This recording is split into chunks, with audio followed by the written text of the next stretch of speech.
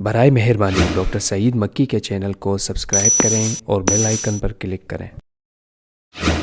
الحمد للہ رب العالمین والصلاة والسلام علی اشرف المرسلین وعلی آلہ وصحبہ اجمعین وبعد۔ اعوذ باللہ من الشیطان الرجیم، بسم اللہ الرحمن الرحیم۔ یا ایہا الذین آمنوا کتب علیکم الصیام کما کتب علی الذین من قبلکم لعلکم تتقون۔ وقال تعالی وَلَقَدْ وَصَّيْنَا الَّذِينَ أُوتُوا الْكِتَابَ مِن قَبْلِكُمْ وَإِيَّاكُمْ أَنِ اتَّقُوا اللَّهَ۔ صدق اللہ العظیم۔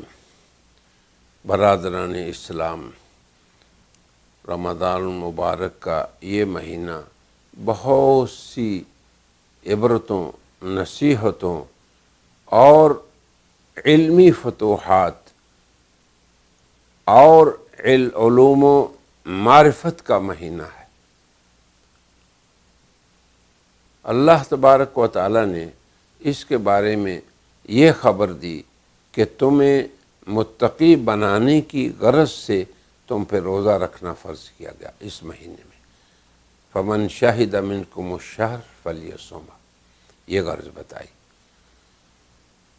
تو دو امر میں ہمیں غور کرنا چاہیے۔ پہلی بات یہ کہ روزہ برائے تقوی یہ صرف ہمارے ہی ساتھ خاص نہیں، بلکہ یہ تمام انبیاء کی، تمام امم کے ساتھ یہ چیز عام رہی کہ روزہ کما کتب علی الذین من قبلکم، یعنی روزہ برائے تقوی یہ تم پہ بھی فرض کیا گیا اور تم سے پہلوں کو بھی۔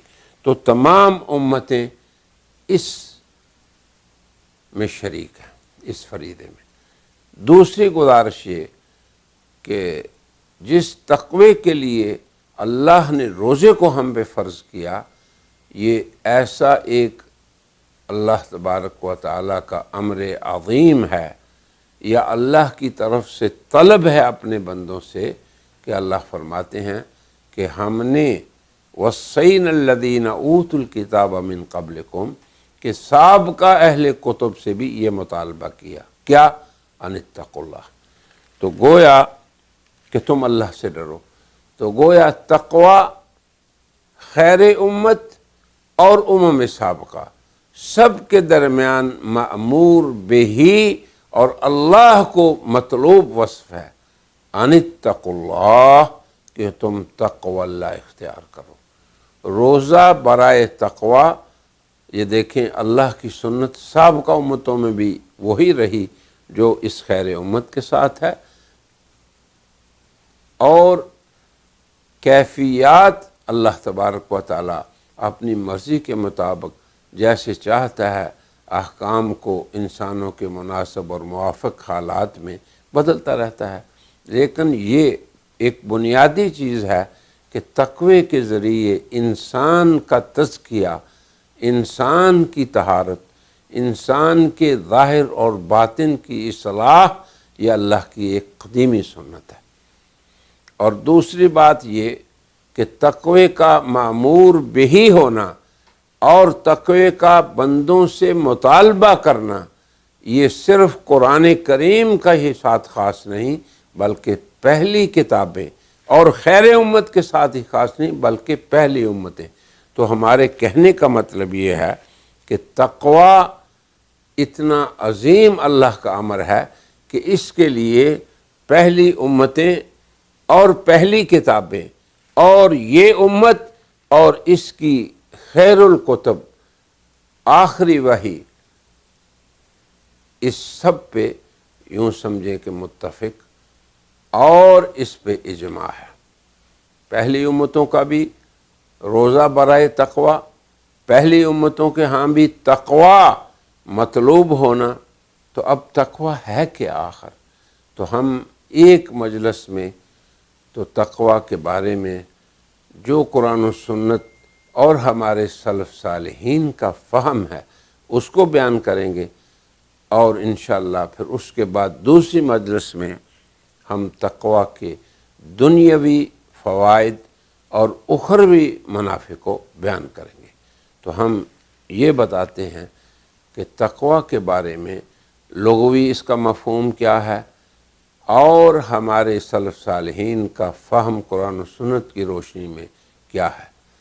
تو لغوی طور پر تقوی کا معنی بچنا ہے، تقوی کا معنی ستر میں ہونا ہے، تقوی کا معنی حفاظت میں ہونا ہے لغوی طور پر، مگر اس کا شرعی مدلول یہ ہے کہ بندہ مومن اللہ تبارک و تعالیٰ کے اوامر جو بجا لانے کے ہیں انہیں بجا لائے، ترک واجبات سے بچے، یعنی جن چیزوں کو بندہ مومن پہ اللہ نے واجب کیا، یا جسے ہم فرض بھی کہہ سکتے ہیں، ضروری کیا، ان کے ترک کرنے سے بچے، یہ ہے تقوی۔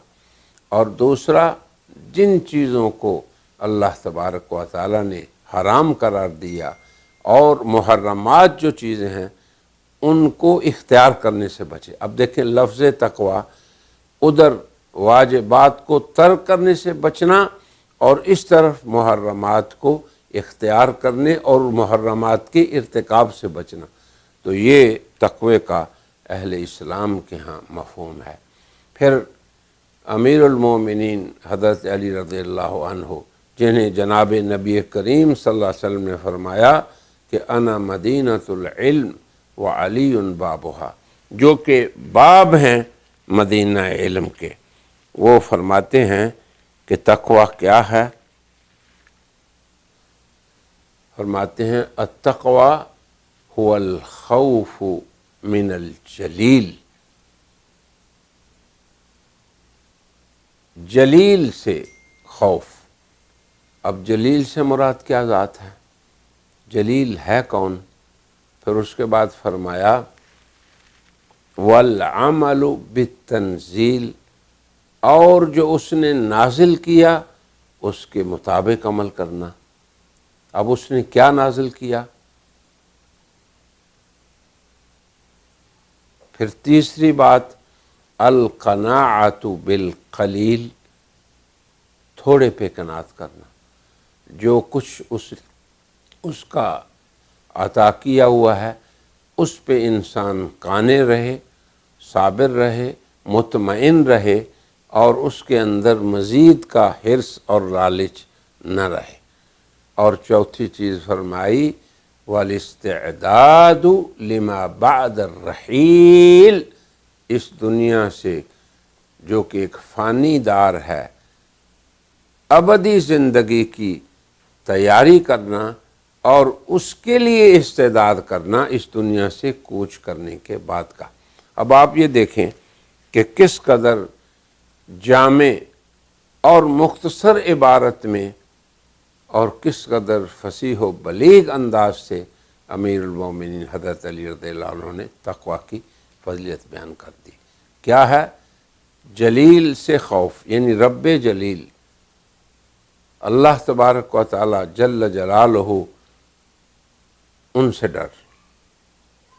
اب اس پہ بھی مستقل بات ہو سکتی ہے، لیکن میری خواہش یہ ہے کہ ہم ان چیزوں کو یاد کر لیں کہ ہم نے ہمیشہ جو بھی کام کرنا ہے اللہ کے خوف سے کرنا ہے، اور اس جلیل کے علاوہ کسی کا بھی خوف اور کسی کی بھی عظمت ہمارے دل میں نہ ہو۔ اور اس نے جو کچھ اتارا، اب آپ دیکھیں قرآن کریم اللہ کا کلام ہے، اللہ کی تنزیل ہے، اس میں اللہ کے احکامات ہیں، اس کے اوامر ہیں، اس کی نواہی ہیں، اس کے فرائض ہیں، اس کے محرمات ہیں، بیان کر دے۔ اور پھر انسان کو جو کچھ اللہ نے دیا اس پر قانع رہے، اور اس کا مطمع نظر، جیسے کہ حضور صلی اللہ علیہ وسلم کی مشہور دعا ہے اللہم لا تجعل الدنیا اکبر ہمنا، اے اللہ ولا مبلغ علمنا، اے اللہ دنیا ہی ہمارا ہم نہ ہو جائے اور ہماری زندگی کا مقصد دنیا نہ ہو جائے۔ یہ حضور صلی اللہ علیہ وسلم کی دعا ہے۔ تو آدمی آخرت کی تیاری میں اپنی فکر کو صرف کرے اور اپنی سعی کو خرچ کرے اور پوری ہمت کے ساتھ آخرت کی تیاری کرے۔ یہ حضرت علی رضی اللہ عنہ کا فرمان ہے۔ اب یہ مختصر بات اس لیے میں نے بتا دی تاکہ ہم اس ماہ مبارک میں جو تقوی کا مہینہ ہے، جو قرآن کا مہینہ ہے، جو شہر صوم ہے اور صوم برائے تقوی ہے، اس میں ہم اس امر کو یاد رکھیں کہ ہمیں اس مہینے میں اس بہترین زاد راہ تقوی کو حاصل کرنا ہے۔ اللہ تبارک و تعالی ہمارے لیے حصول تقوی کو آسان بنا دے۔ وآخر دعوانا ان الحمد للہ رب العالمین۔